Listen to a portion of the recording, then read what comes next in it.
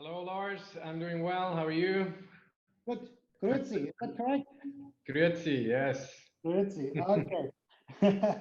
So, Andreas is the chair of the Digital Transformation Awards brought to you by SwissGem and Deloitte, and he'll share a little bit more about that fantastic award series in a moment. The webinar and the award series is brought to you by SwissGem Singapore and Deloitte. But let me introduce today's topic, and that is the future of the internet.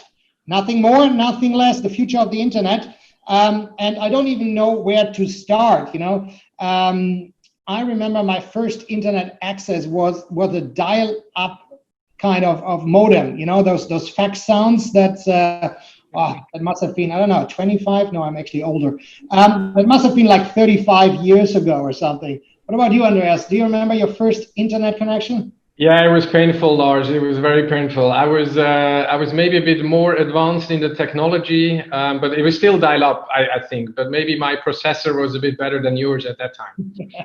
I remember my parents always kind of some point knocking on my door. Lars, we're expecting a phone call. Are you in the internet again? Because it was the day of just dial-ups and one-liners. But we're making a giant step ahead today because our guest is Sauvik Banerjjee. He's the CTO of Tata Digital and Group Advisory on Technology, and he will give us a fantastic insight and better understanding on how the internet has impacted our lives in the last decades, but also what may we expect in the future, ethically, politically, and psychologically, not just technology-wise, right?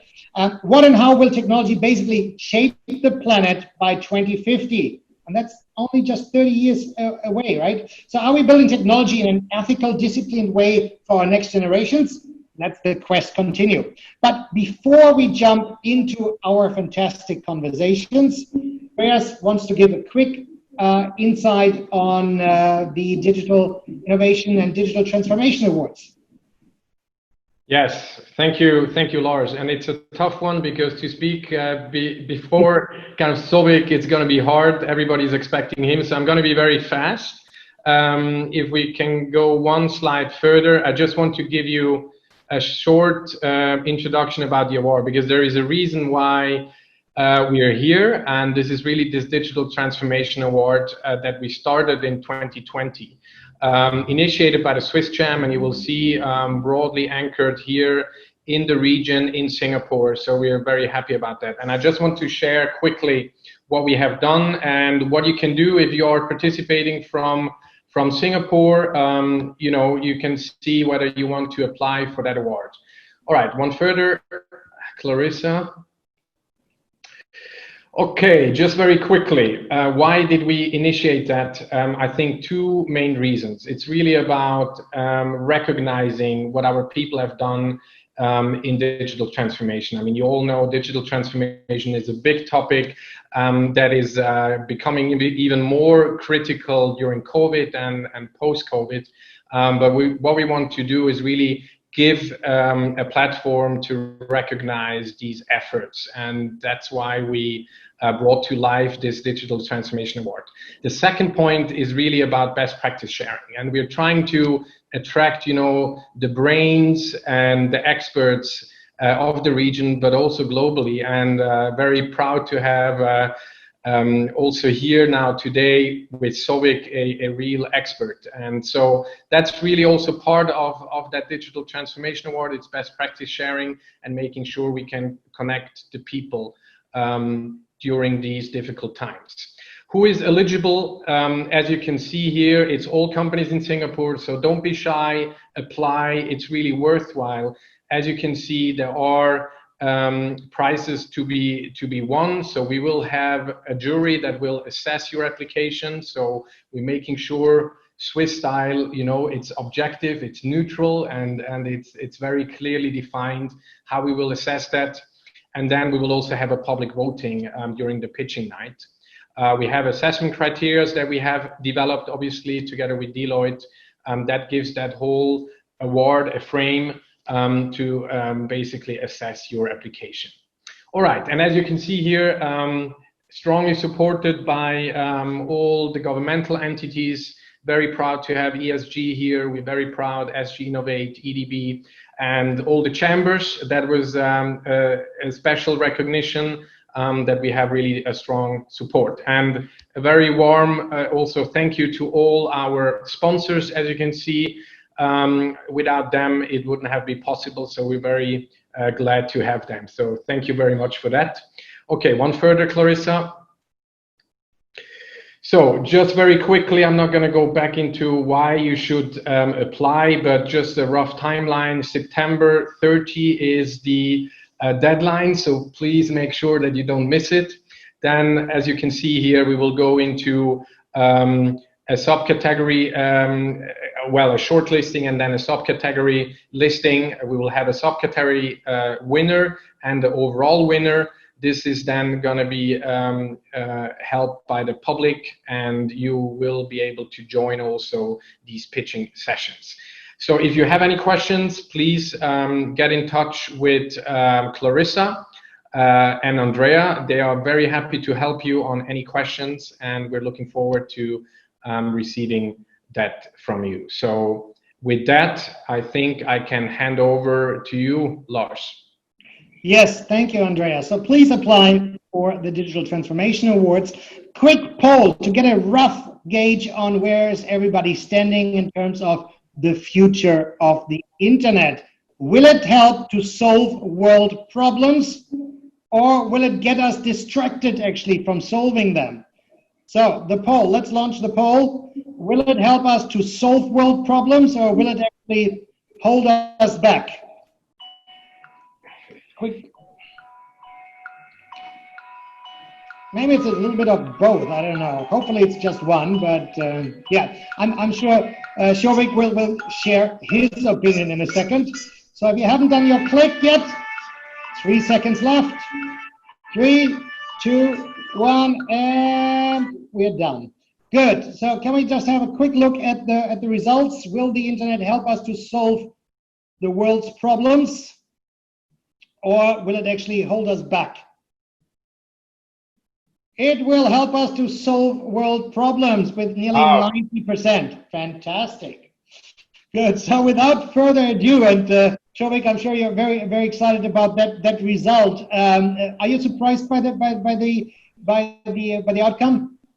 No, I'm not. I was going to click option A as well. No, but actually, hi everyone. Hi Lars. Hi Andreas. Good to have me over here. Very, very, very happy to be here.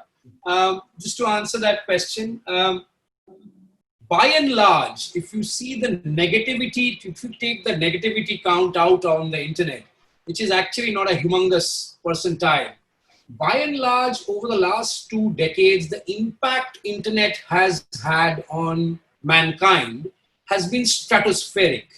I mean, the world today, whether you're in a car or whether you're walking around with your smartphone device, or you're at home in your smart TV or your OTTs, the world today is, you go to a place where you switch off the internet means either you are completely want to switch off and zoned out and relax, or you are actually in a dark age where you're not connected with the rest of the world or your friends and community and work and express. So has it solved problems? I think tremendously. Education, healthcare, online retail, lifestyle choices, behavioral patterns, it has changed. Has it had negativity?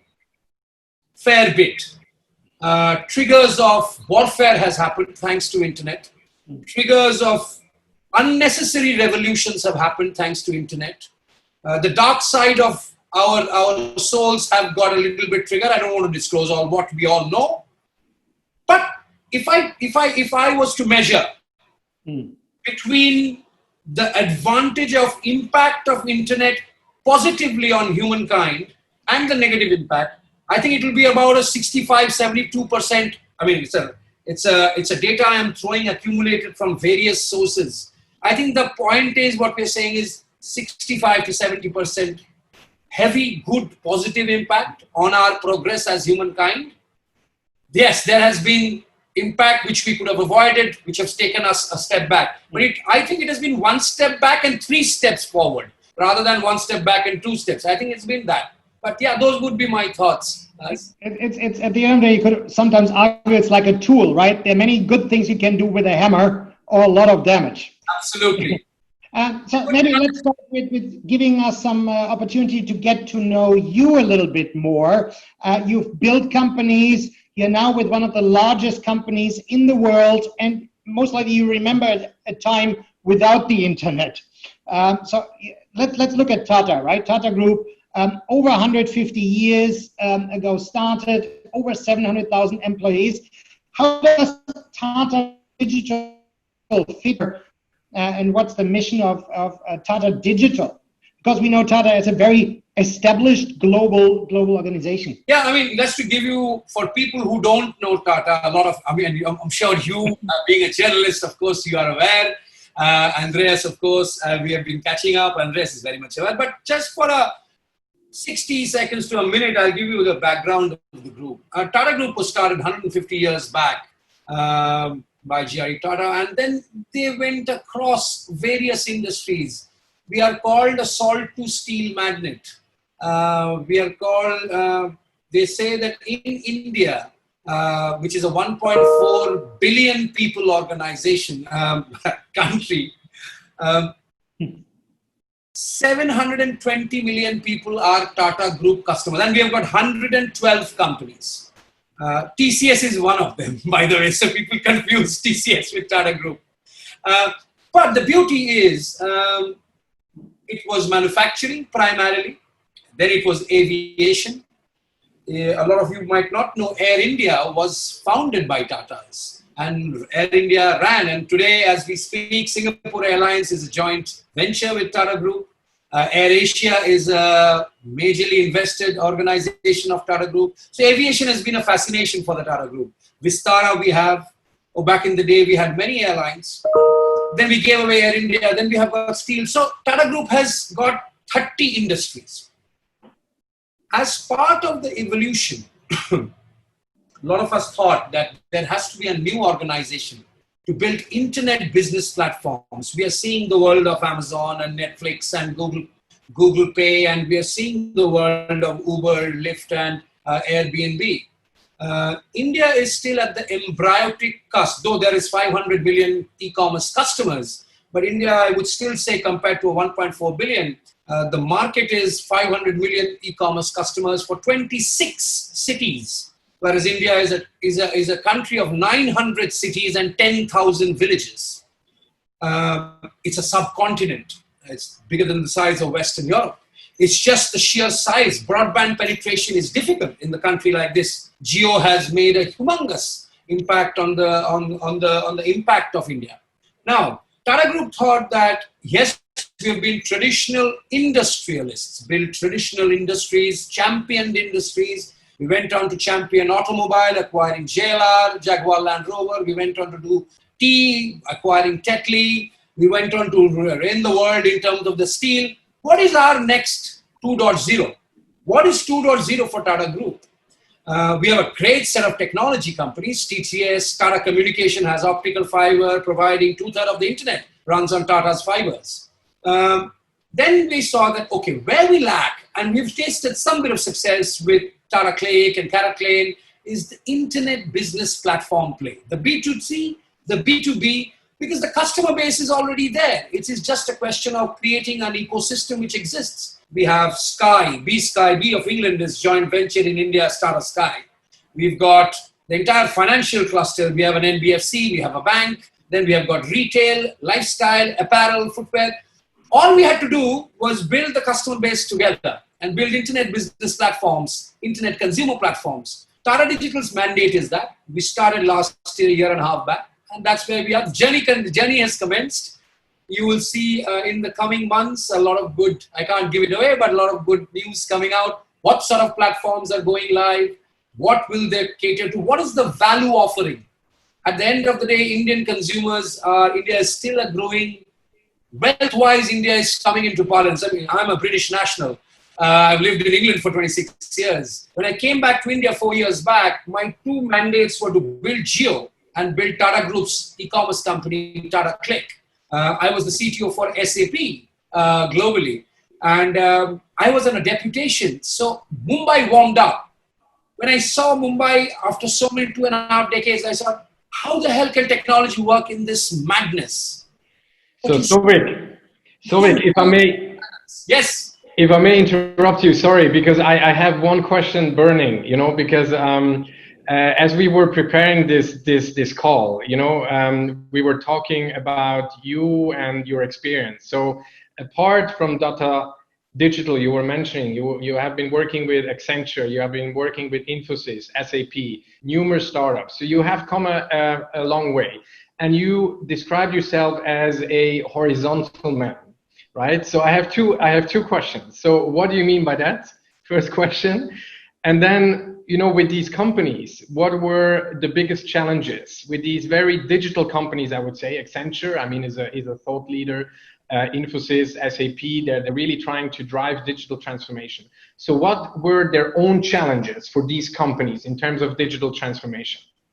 So I think, let me answer the first question. Why am I a horizontal man?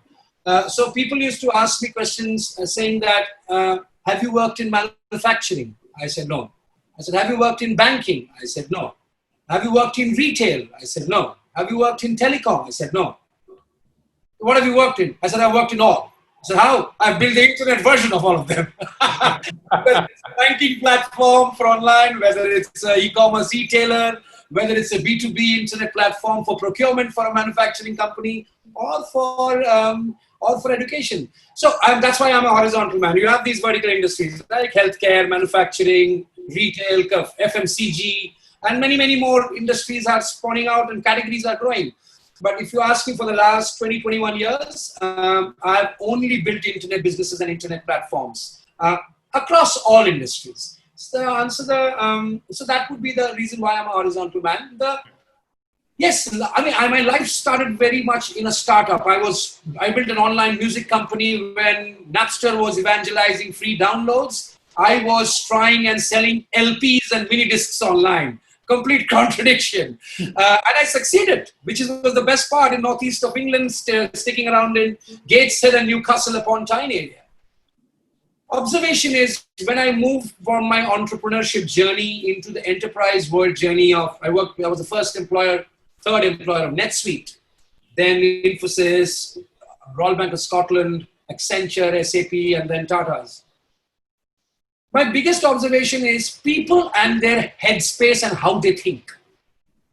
Genuinely, leadership across the world are scared. Why mend it if ain't broke? That's the thinking. I can live with a legacy system. I will put another X million dollars of OPEX cost on my technology stack, but I will not transform. Because my businesses are not of technology, and rightly so. But the concept of transformation is very important, not from a perspective of a tech stack transformation. It's people and mindset transformation. If there is a 20,000 people organization, a CIO or a CTO or a CEO takes a decision we want to transform. But everybody has to align, not because the leadership, not because it's a top-down. Why does it impact in the processes? Why did automation make so much of noise in the last 2 years and started to die down in 1920? Because automation had achieved, and it's still plateauing. Transformation of largest, oldest ERP systems to new age cloud is not a 3-month journey. It's a journey which will evolve. Within cloud, you're transforming as well. So mind space, attitude of leaders, and N-1 and N-2 leadership. And the third part is, you are not telling the guy down the road who's programming or who's on the plant line in a factory or who's in the warehouse or who is in the retail store. You're not telling why you are doing it. You take a decision at the board level, comes down to the CXOs, then you go N-1, N-2. Fine. Your managers, general managers, senior managers, associates are okay. But what about your main workforce on the ground? Tell them the value addition story which will change their lives. Automation, process transformation. It's not only text transformation, process. So observation has been mind space, better organization are all aligned together in the same headspace. Attitude of people who have successfully done transformation is attitude of the whole organization, completely waterfall to becoming completely agile. The third more key part is awareness, exposure, and narrative. And like Lars, I like the word that Lars is a storyteller. The storytelling of where we will be. We are here and we have to reach there. We are -1, we have to go to +1. Those four key points. So Sauvik, is the pain strong enough? It's very painful. It's extremely hard. It's months of brute workforce, months of building and understanding old world systems to new world, then understanding the old world process to new process. I'm not bothered about learning the new world. You're disturbing my ecospace. You're impacting my productivity. To convince a team of 1,000 people that your productivity will increase by 9%, it's not done on a PPT. Yeah. You have to go to the ground level and work with them and show them that productivity improves. Nothing works on a PPT. The beauty is, first, the observation is first it's resistance. From resistance, it becomes hesitancy. Third step is I'm caught in two minds. Fourth is I'm plunging. Fifth is I'm absorbing, adopting, and successfully moving in that track. Sauvik, so organizations, workers, people, populations all now get online, understand that there's great opportunity with the internet.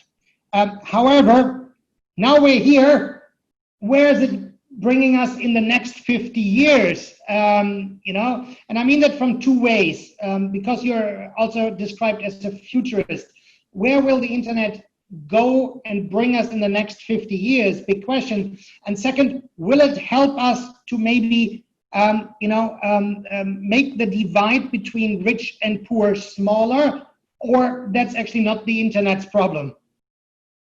I think it's very much internet problem. I'll take that question up front. What happens, forget the Western world who have the infrastructure capability, like in Europe or North America, who have the infrastructure capability in a continent like North America. They can lay down the high frequency towers, right? From, say, suppose you're going from Hemingway, Charleston, going all the way to South Carolina's down the way. There's miles, there's about 300 miles across. You can put in towers because it does not impact the radiation. What happens if a country like North Africa, or a country as progressively fast-growing progressive country like India, or a Southeast Asian country doesn't have the infrastructure to put telecom towers? I mean, 4G can't be beamed out of space. Mark Zuckerberg massively failed in trying to do that in Africa. And he keeps on trying, but it's impossible. You need towers to broadcast, one tower to sell tower to another tower. Between 4G and 5G, the network bounce boards, we create a mesh topology, and while you're driving, you still have internet. It's as simple as that. Then you have got the optical fiber laid underneath the grounds to get to every home. If it is possible, Lars, young kids who don't have access to water will figure out a way to access water. If it happens, young kids across underprivileged countries, the rest of the world is underprivileged, barring a few handful privileged ones. The access to information, where can I find food to what can I learn? Where can I find food and water to what can I learn to what can I aspire? Think of it this way. This, if it ever goes on YouTube and what I and you and Andreas are talking, it literally, this video at some point in time there's a possibility, might get looked by a young little boy in the villages of interior India, to the interiors of Africa, to the interiors on the, maybe in Trondheim, there's a young little girl who might actually see it. So this video, if said the right things, can reach out to those youngsters who will have access and benefit. And maybe means to build things. Means if Elon Musk learns to build a rocket after PayPal and by watching YouTube videos and that becomes his inspiration, The world will be an oyster for the next generation. See, all of us at this age, I'm 44, maybe 2/3 of my life is gone, maybe 1/3, or maybe 60% is gone. The next generation of the internet users are actually 1, 2, 3, 4, 5 years old. The next 30 years has the ability to get information reached to those levels where today there is darkness, there is no light, there is no road. So if the world has to, a 7 billion people world in the next 30 years becomes 10 billion people planet, and we survive climate control, which measures, internet will play the humongous role of simple knowledge, which leads to accessibility of means and forms. That's the simple theory. So how should we imagine the internet will evolve in the next 30, 50 years? The first evolution, what we can right now see today, it's scary but exciting, is brain computing interface. The wave of AI is plateauing. There's going to be AI existence in the next X 100 years. Nowhere. It's like electricity, as Andrew and G said. I partially agree, but I partially disagree because, electricity played a different role. Maybe it will. We don't know. But it's definitely part of our lives, AI, in some form of the way. Brain computing interface is at the embryotic level, literally at a zygote level of what we are intending to become. Today, the research ongoing using brain computing interface, using internet platforms and internet pipes and basically internet transformation of data. You can sit in your office, you can diagnose the mental state of a human being who is actually paralytic, who is actually in a vegetative state. And he or she are now able to ensure through perfect simulation of neurons getting triggered. The research moving in saying is, he's still in a vegetative state, but when the doctor asks in the evening, do you want rice or do you want some bread? The graph goes up and says, I want bread. That's unbelievable achievement by mankind. Then that data comes back to the family.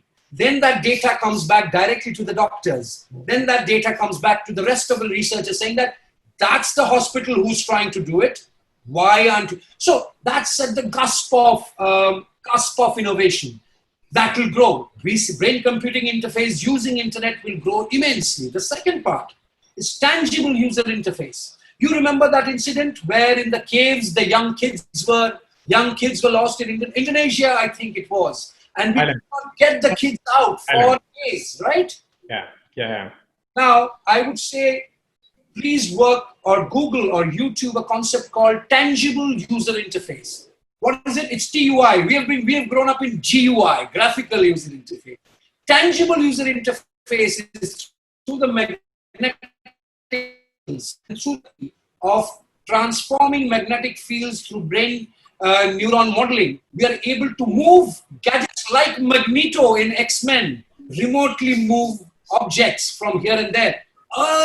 Again, based on the internet bandwidth, based on the finer framework of internet. Ultimately, it's TCP/IP protocols, right? Ultimately, it's connectivity between ports. Yeah. We are right now at the cusp of that research where we can move matters, where my brain and hand-eye coordination can pick up something. So that research is ongoing. Yeah. Internet impacting independently across the world in a community, we are able to break down water particles and recreate water particles. So much of water issues we are facing, the research going across the world, across thousands of researchers collaborating in real time and recreating water molecules and particles. This is a piece of work, a dear friend, and we are working very closely in MIT. That's the future of internet. In 30 years, if I can recreate X gallons of water in a dry, and if climate takes a toll on itself, on the planet, and I still are able to recreate water through the mechanics and means of internet collaborating across the world. So that's one. And pure internet is playing a play because it's artificial. Everything is artificial. So internet is having impacts on those. And pure internet by www form. the way we see as researchers, scientists at the academia, we see that this device which you have, this device has not had an innovation in decades. It has still been, processor has had an innovation, look and feel has had an innovation, but the thing hasn't had moved. It's just size and shape has been innovated, and I don't genuinely think there has been invention in the mobile devices. I have to interfere. 3D sensing is an innovation. No? Oh yes. Right? And I mean, how are we doing it? Remotely, I can print it out using the internet, a beautiful piece of craft, which was not even possible 5, 10 years back. Yeah. Just right in front of you. And that's used for prosthetics, that's used for healthcare, that's used for arts and crafts, that's used for education. Now it's become commercial as a regular business as usual operating model. So that's a very, very important point. But last point I want to discuss is, we've always seen Star Wars. We've always loved Obi-Wan Kenobi talking to Luke Skywalker. Then came the world of holograph. Then Microsoft launched HoloLens and it didn't took off. It never took off. Because it's an expensive kit of headgear. Who wants to walk around with a headgear? The next future of internet is lenses doing exactly what holographic platforming using internet and the virtual internet being together is going to be. People are already working on it. Reliance Industries is working on it. Tata Group is working on it. Google's working on it. Facebook's working on it. They want to give, that failure of the Google Glass triggered 37 researchers of over billions of dollars saying that it can't be private. We cannot snoop into people. We can't be Clark Kent, but we should have the ability to do it without getting intrusive. So that will take a humongous leap. But I genuinely think that the mobile phone is completely going to have its own evolution. So Sauvik, if I bring you a bit back, I mean, very interesting insights, but if I bring you a bit back into the present, you were talking about AI, about deep learning, machine vision, how, AI is becoming more intelligent, right? I mean, there is a lot of myth about artificial intelligence in the media, at the bar, talking about, okay, machines will take over the world soon, right? So, however, the current reality on AI is actually a lot of companies are struggling, right? They are working on projects that never go into any commercial application and don't make money, right? You have a few like Google, like Microsoft, like Baidu, they actually really are strong on commercializing that, but the whole rest is really struggling. So I'm asking myself, what is the reason why this is not happening, right? From your perspective, why are AI projects not being commercialized? Andres, I'll partly agree. I partly genuinely agree, but I partly disagree to that. See, why it is happening is because the big tech giants are investing in it. But the point is, AI is right now in your own life. If you ask me, why was Google asked for Senate inquiry? We all know it's public news, nothing to be shameful about or hide about. Because Android snoops your personal data. It's very well known. Chinese team members have actually ensured that they customize Android. As a result, Google can't come in. So that's a very geopolitical issue.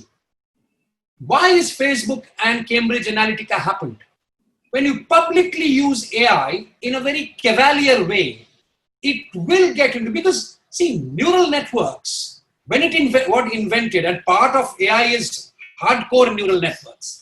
Part of physical robotics is hardcore neural networks. There is a hogwash concept called machine learning. Which machine learns? You've got only 3 machines in your life. The smartphone, the laptop, or another smartphone for your wife, for kids or whatever. Or your TV is able to learn only a handful of niche. So we break it down into device learning. That's the reality. Does your car learn? No, the car doesn't learn unless and until it's a fully automated car.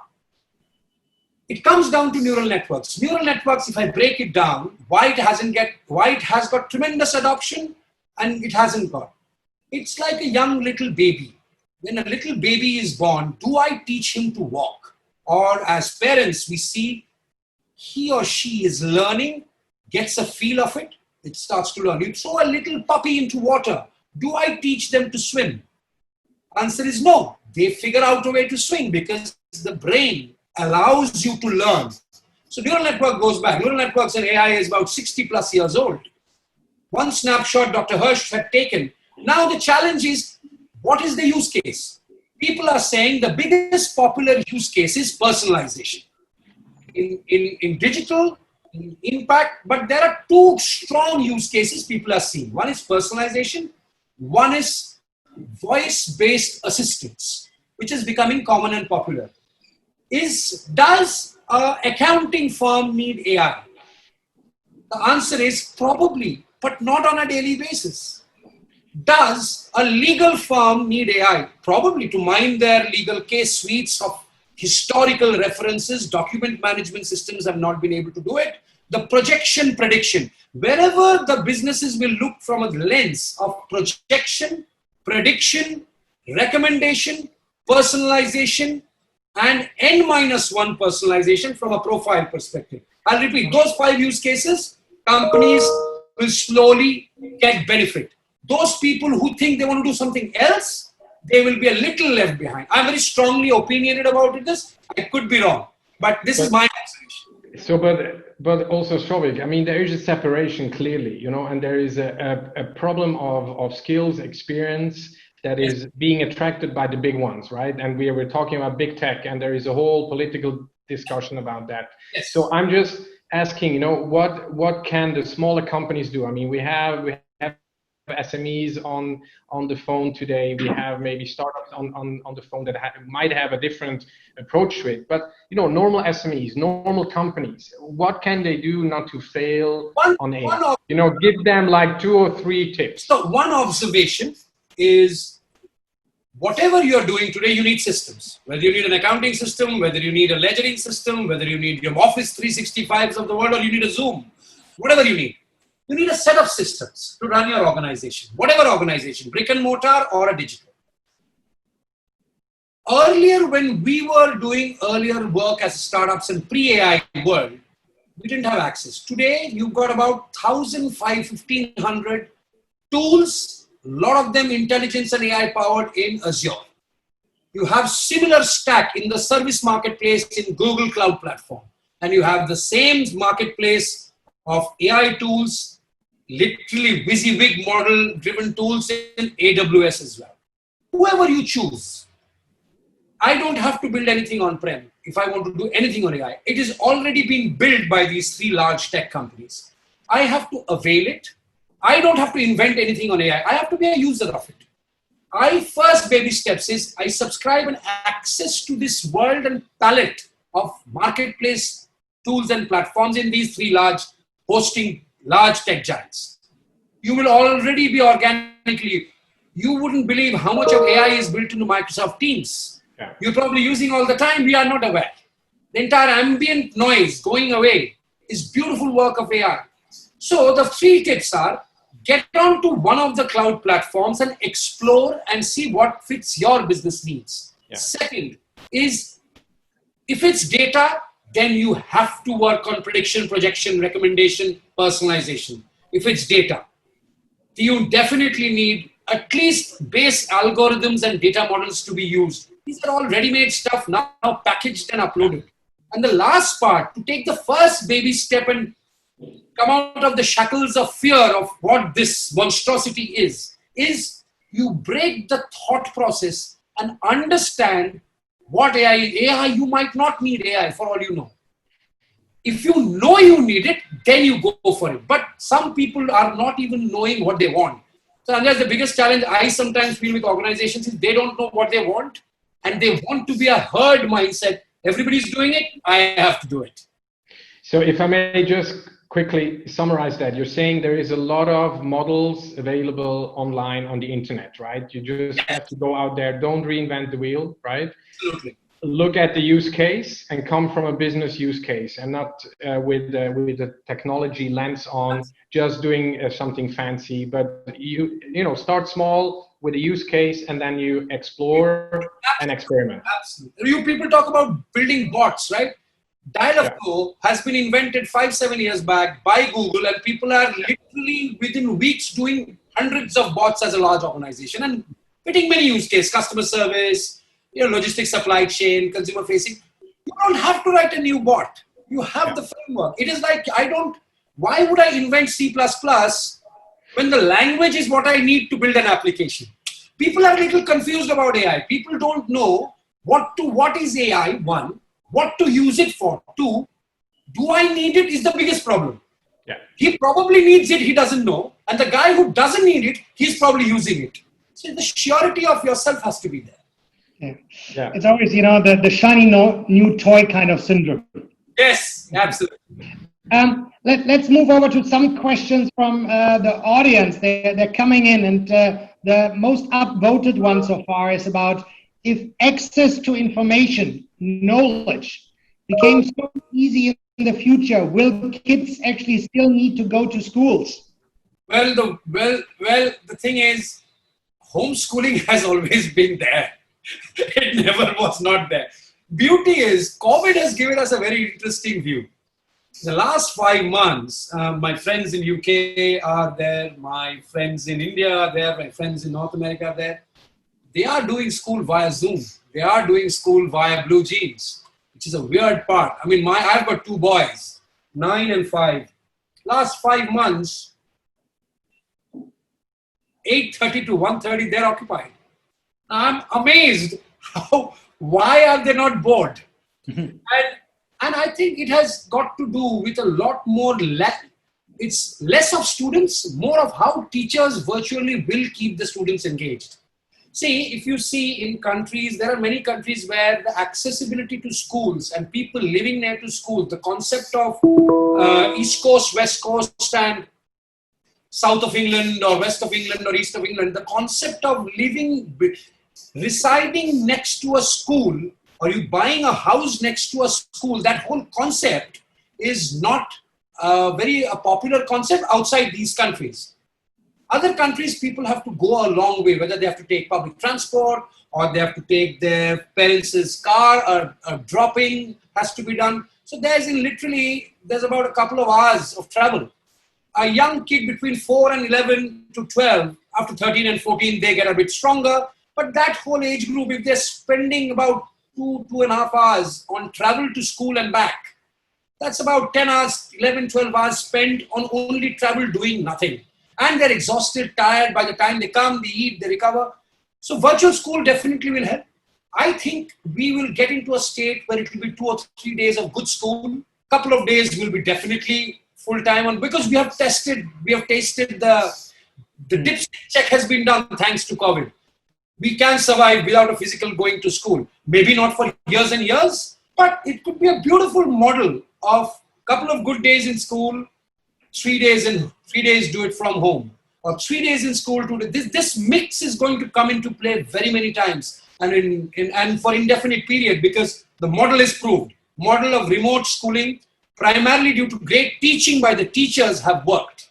Now the question is how the parents are going to absorb the operating lifestyle of this. Maybe the next question, completely different area, from John Laban. He wants to know a little bit of the best practice sharing insights you have about what's happening in the open source collaborative commons space. Is that the future of the internet, or is it getting stronger, weaker? Yeah, and I think the biggest revelation in the last few months and years has been GitLab. Microsoft opening that up it was never thought. Nobody thought Microsoft will ever do it, and they did it. And think of it this way: Google coming up with a progressive web app framework, Google inventing the PWA, the mobile browser of Chrome becoming and morphing into a app like Android and iOS. Google opened it up, gave it to the whole world. What did Facebook do? Oh, I won't be staying behind. I invent a language called React_JS. How adaptive websites and web apps will work. So they invented a language and gave it to the open source world. So more and more social therapeutic enterprise from big tech is starting to happen.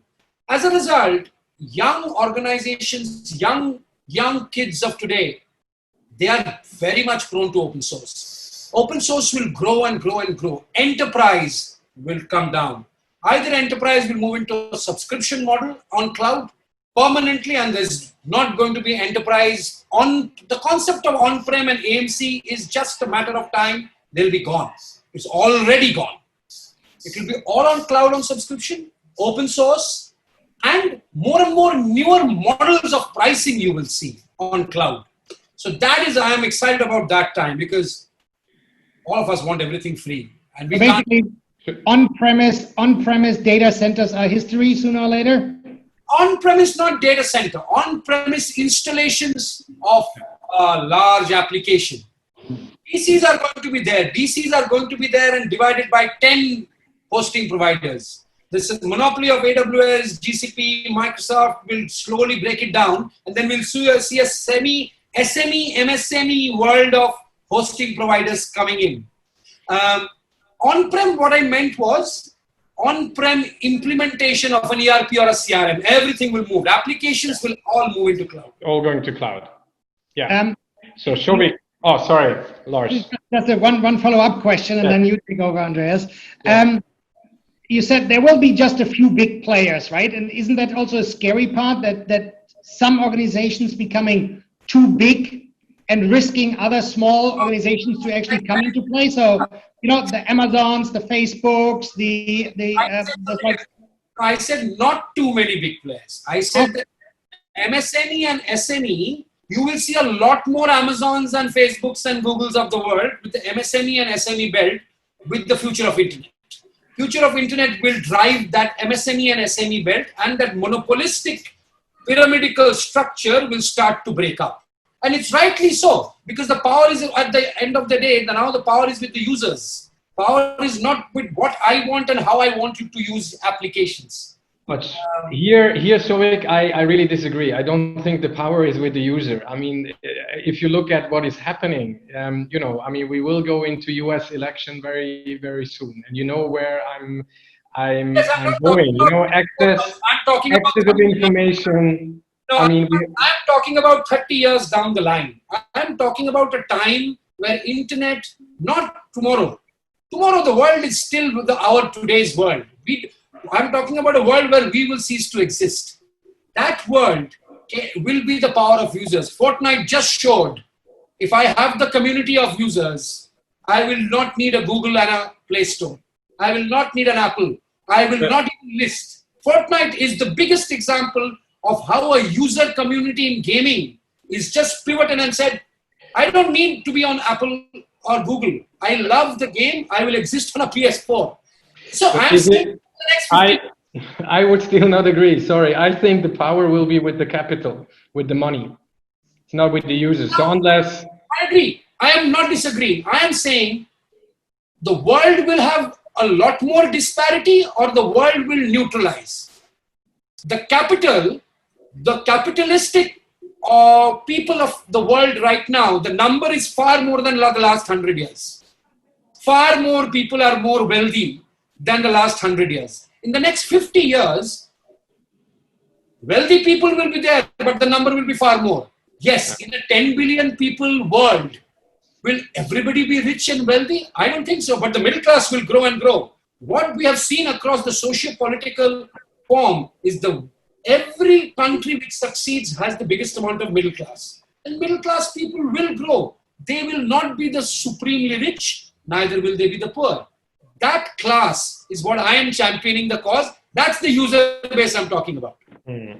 But sorry, because we have one question also on the polarization, obviously, of today, you know, what's happening today, and with respect to the US election that will come up, you know, Cambridge Analytica, is that, or a clone of Cambridge Analytica? Do you think they could have their say again if you look at what's happening currently? You know what? I think some form of Cambridge Analytica will work in the dark room somewhere and try to influence the algorithms. You know, how does a virality of a tweet, how do you measure the virality of a tweet or an Instagram post about a comment made by a US senator gets viral across to 500 million people than 200 million people. America is a country of 35 million people. India is 1.4 billion. China is 1.5 billion. America is still 35.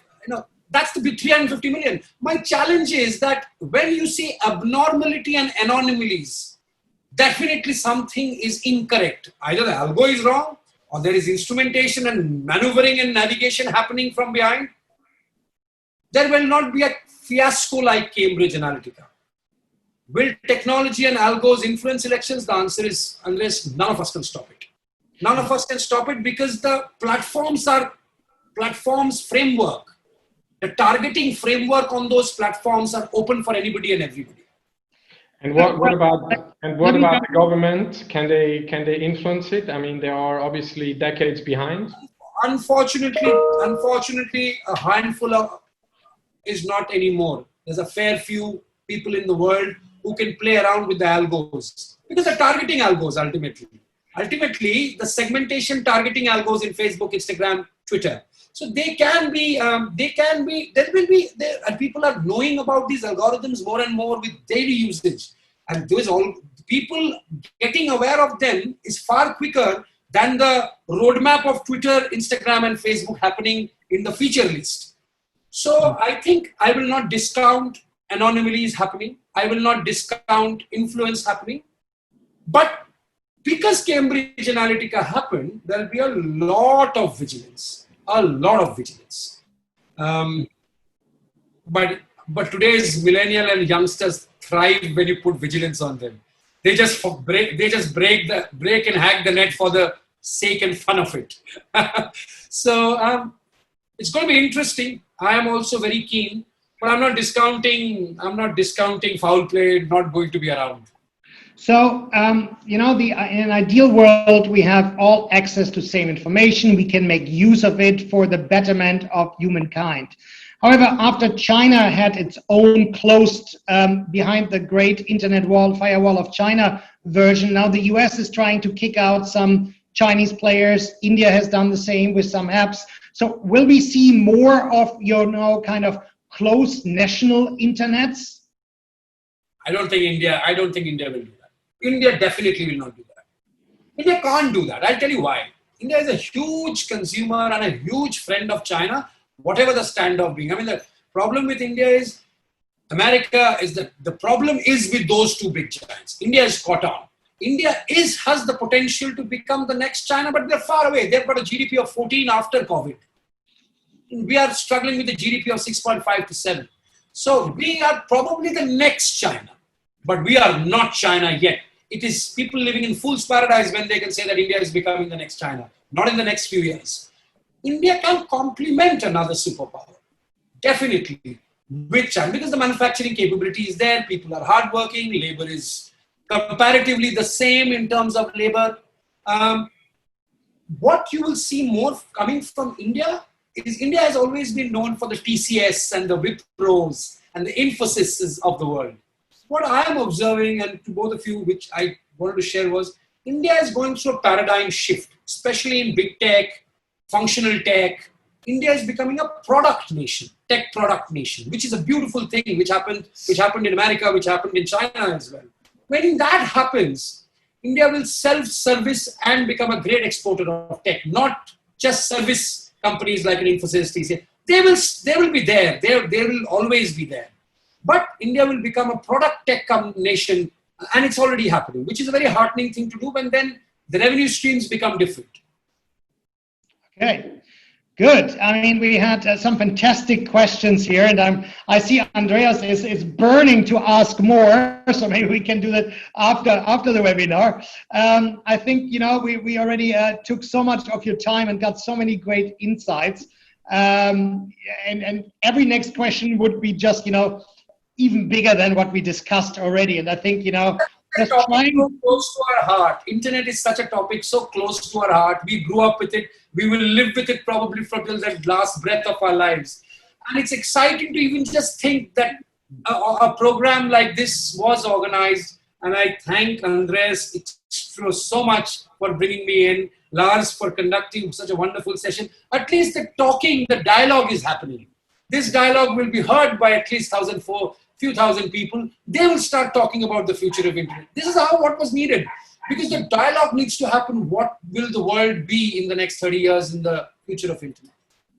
Otherwise, we end all up like my great-grandfather. His biggest fear in his last days of his career were he wanted to leave the company before his company would implement computers.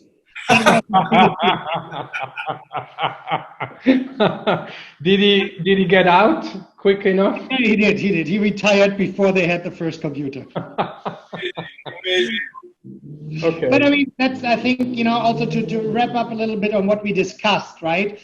Showing what you said, a lot of times it starts with absolute resistance because of fear. Exactly. Like you said, the example with the 9% of productivity. First of all, it's very abstract. The second thought of 9% productivity gain means, are we letting go of 9% of the workers, right? So, and that's back to digital transformation as a whole, what the series is about. It's we learned that in our last episode, it's all about change management at the end of the day. And it can't be a simple top-down part. It's hard work. Very, very painful. Yeah, we had so many great insights from you, and I don't even know where to start. But thank you so much for sharing with us some of your insights and some of your wisdom. So I'll spare the last question. Terminator style. When will the machines take over? We leave that for another time. So thank you so much for joining today, and those making DX Leaders possible, SwissJam and Deloitte, the many people behind the scenes, behind the webinar screens. Thanks, Andreas. Thanks, Sauvik. And our next episode is happening in a fortnight on driving B2C customer growth in the post-COVID world with four fantastic speakers from Salesforce, Deloitte, Golden Gate, and P&G. So we're really focusing on customer growth in the B2C part in the post-COVID world and reality. We're actually back next week, September 15th, 5 p.m. again. I say thank you. Thank you, Sauvik. Thank you, Andreas. Thank you for everybody tuning in. Thank you, Lars. Thank you, Sauvik. Thank you, Lars.